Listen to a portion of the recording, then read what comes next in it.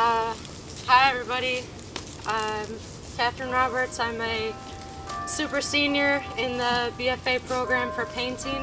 This is my first year doing sculpture on campus, and with that I need to give a huge thank you to everybody in the sculpture department, especially Thad Dewick, for helping me and guiding me through the process and understanding the materials. The concept of the bather was actually initiated on a classical painting theme of ways that women's bodies were represented and the link that it had between the public and private experience. It then evolved over that public and private experience with more interaction with the viewer and time as a significant factor within that, and you know, the constant motion of time. You know, there's only so much that you can do for making a piece and then putting it out there, and I'm really excited and enthusiastic to anticipate the changes and different views that it'll see with the changing weather, things that will collect in the reservoir of the bathtub, and just all the differences that it'll hold in a year's time. Anybody have any questions? What painting was it? It's actually a theme that's used kind of often, or was used kind of often. I know that there was one by Titian in particular. There's often, you know, it has to do a lot with the voyeur and the place, whether the voyeur is depicted within the picture plane or then the bather be posed for the possessor of the painting. Scott? Yeah, I was wondering if you could talk about this spot for your sculpture. Yeah, it really had a lot to do with its environmental placement. I really desired to have it under a tree that has changing leaves. I was just told the word and I totally blanked out. I don't know. Deciduous.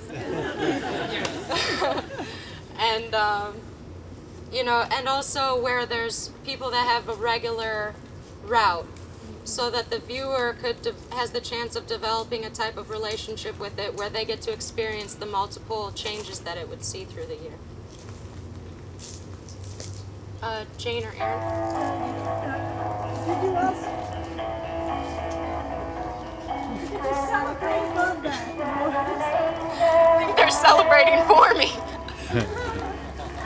I'm sorry. Could you talk a little bit about what you see as being exposure and non-exposure? There's a kind of like, you're in probably the more crowded aspect of the campus. Yeah. And there's also exposure to the elements, but obviously there's this other element where your whole body is sort of not, or yeah. the imitation of body is not. I mean, for the figure to be in that constant denial of identity, or denial of exposing the identity, that situation is maintained while everything else continues to change, and that becomes her permanent identity of not being known. Is there bird food or something in there? Yeah, I put some bird food in there while it's still nice out.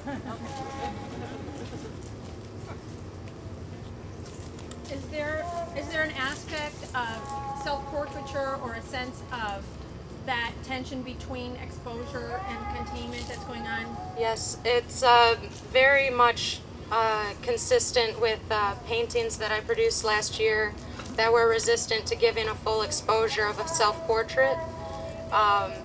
However, you know, I did look at my face for reference of type of proportions. After the casting process, I really hope it don't look like me. I'm sorry, I saw a hand up over there. Kind of ties my question, because I was sort of wondering what I The material is cast in concrete. It was originally a clay mold, or a clay figure that was cast in plaster, or mold in plaster.